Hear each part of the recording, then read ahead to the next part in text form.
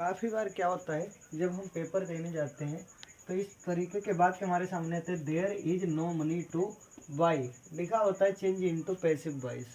हमें तो पढ़ाया गया है टेंसों के पैसिव वॉइस बनाए जाते हैं, जैसे प्रेजेंट पास्ट फ्यूचर इन तीनों टेंसों के पैसिव और एक्टिव बनाए जाते हैं। उसके साथ ही साथ इम्परेटिव के बनाए जाते हैं। लेकिन आज हम लेके आए कुछ विशेष नियम जो आपको बताएंगे। ये पेपर जैसे कि आप इंटरमीडिएट परीक्षा दे रहे हैं, पेपर में अगर there is no money to buy, change into passive voice. There is nothing to gain, change into passive voice. There is time to study, change into passive voice. There is nothing to say, change into passive voice. There is time to labor, change into passive voice.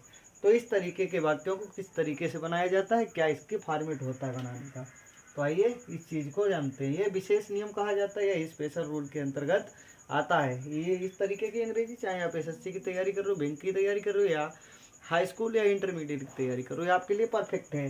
देखते हैं क्या होता है। There is time to buy, तो ऐसे बनाते कैसे, ये हमारे पास एक्टिव है। क्या है? एक्टिव है, एक्टिव वॉइस और एक्टिव वॉइस, ये भी एक्टिव वॉइस और ये भी एक्टिव वॉइस है और ये भी एक्टिव वॉइस है। हमें इसको पैसिव वॉइस में चेंज करना है। तो चेंज करने के लिए क्या करना है, पैसिव वॉइस में चेंज करना है। तो पैसिव वॉइस में कैसे चेंज करते हैं, किस तरीके से चेंज करते हैं, आइए वो चीज़ जानने वाले हैं। यहाँ पे लगाना है देयर, THER, ये पैसिव वॉइस हमारा बन रहा है, एक्टिव से पैसिव वॉइस बन रहा है। क्या? देयर इज नो मनी, ज्यों का त्यों रखना है, देयर इज नो मनी। ठीक है, इस तरीके से जो वाक्य आते हैं पैसिव वॉइस बनाने के लिए आपको 2 मिनट में निकालना आ जाएगा, घबराना नहीं है। अपने दिमाग को और शरीर को ठंडा बनाओ। और कैसे बनाना है, ज्यों का त्यों उतारो। There is no money, there is no money. और यहाँ पे क्या लगता है, इसका सूत्र क्या होता है। सूत्र की बात करें तो आप लोगों को फॉर्मेट चाहिए, किस आधार पे बनाया जाता है वो चाहिए। तो देख लो, सबसे पहले देयर, उसके बाद में सहायक क्रिया और नाउन का जो सब्जेक्ट होता है, उसके बाद में टू लगा है ना, तो टू बी और मेन वर्ब की थर्ड फॉर्म। बस देयर इज नो मनी और टू लिख रखा है तो क्या लगाना है, टू बी लगाना है, टू बी। और बाई की थर्ड फॉर्म होती है बाद। बस हमारा वाक्य बन के रेडी हो गया। ठीक है, यदि आप इसी तरीके से इसको देखते हैं, इस कैसे बनाया जाता है। इसकी पैसिव वॉइस हम लोग बनाते हैं। There is nothing to gain, क्या है, there is nothing, there is nothing.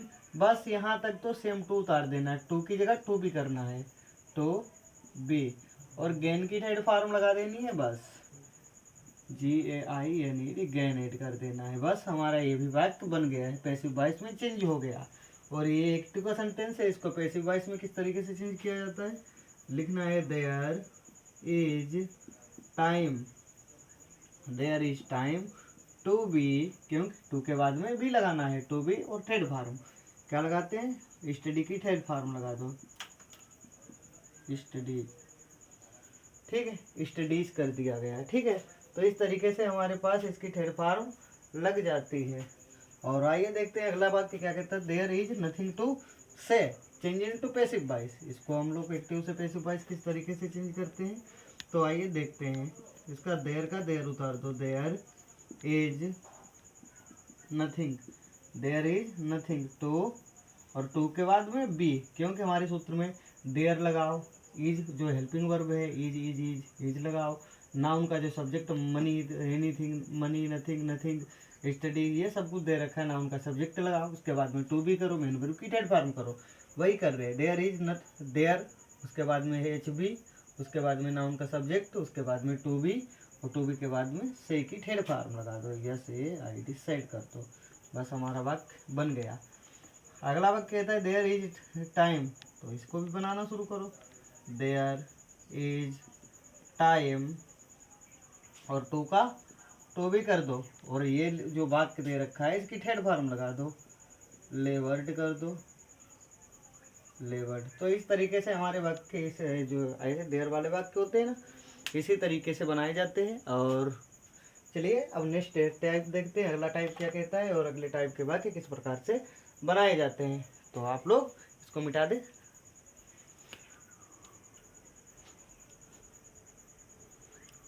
तो देखते हैं अगले वाक्य किस प्रकार से आते हैं। अगला वाक्य क्या आते हैं, इट वाले। It is time to prepare for the examination. तो ऐसे वाक्यों को कहा जाता है चेंज इनटू पैसिव वॉइस। और इसे क्या कहा जाता है, जैसे it is time to learn computer, तो इसे क्या लिखा आता है, चेंज इनटू पैसिव वॉइस। अगला बात क्या था, it is time to do our homework, तो आगे लिखा होता है चेंज इनटू पैसिव वॉइस। अगला बात क्या था, it is now time to play cricket, और इसके आगे क्या लिखा आएगा, change into passive voice, change into passive voice. तो बिल्कुल क्या होता है, दिमाग कंफ्यूजन में आ जाता है कि ये ईट वाले वाक्य हैं, इनको कैसे बनाएं, या ईट वाले वाक्यों के एक्टिव और पैसिव कैसे बनाई जाती है। तो इसको बनाने का सिंपल सा तरीका होता है, सबसे पहले हमें ईट लिखना होता है। ये तो हो गया एक्टिव हो गया, ये भी हमारे पास एक्टिव हो गया, और ये भी एक्टिव का सेंटेंस हो गया, और ये भी हमारे पास एक्टिव का सेंटेंस हो गया। बनाना क्या, बस इसकी पैसिव वॉइस बनानी है, यहाँ भी पैसिव वॉइस बनानी है, यहाँ भी इसकी पैसिव वॉइस बनेगी, और यहाँ भी इसकी पैसिव वॉइस बनेगी। तो कैसे बनाई जाती है वो उसके ऊपर आपको ध्यान देना है। सिंपल तरीके से कुछ भी नहीं करना होता है, ईट लिखा है तो ईट लिख दो, IT ईट। उसके बाद में सहायक क्रिया लगा दो, इट इज, और उसके बाद में नाउन लिख दो। नाउन क्या है, टाइम है, इट इज टाइम, ठीक है। उसके बाद में फॉर, ये टू लगा है, टू नहीं लिखना है, टू की जगह पे फार करो, फार। और उसके बाद में ऑब्जेक्ट का हमारे पास दे रखा है द एग्जामिनेशन, तो क्या आ जाएगा, द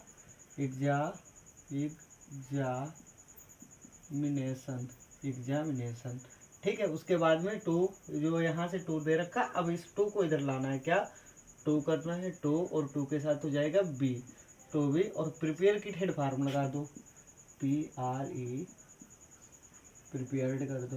बस हमारा ये बात परफेक्ट तरीके से बन गया है।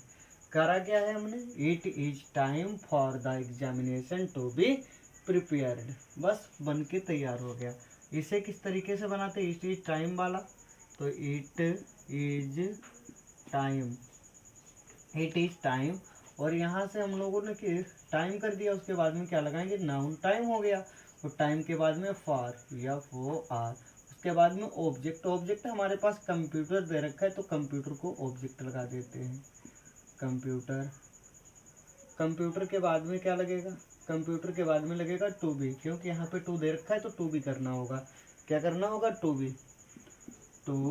बी। और उसके बाद में मेन वर्ब की थर्ड फॉर्म, जो यहाँ पे मेन वर्ब है क्या, लर्न, तो लर्न की थर्ड फॉर्म लगा देनी है, ठीक है। तो ये भी हमारा पैसिव वॉइस परफेक्ट तरीके से बन गया है। और जितने भी एक्टिव से पैसिव वॉइस बनाए जाते हैं, इट वाले का यही नियम होता है, कितना भी बड़ा आए वक्त छोटा आए, आप आसानी से फटाक से इसको कर सकते हो, ठीक है। अगला वक्त देखते हैं, इट इज टाइम फॉर, ठीक है, फॉर, और उसके बाद में ऑब्जेक्ट आवर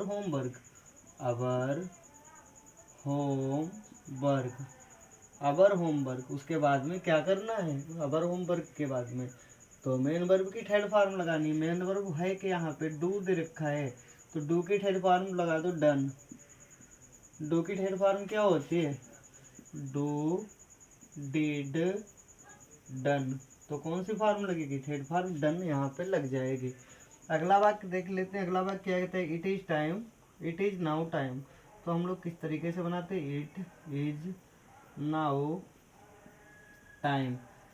नाउ टाइम, और टू की जगह क्या लिखना होगा, फॉर, ठीक है। यहाँ भी फॉर लिखा, यहाँ भी फॉर लिखा, तो यहाँ भी हम लोग क्या करेंगे, for, it is time for.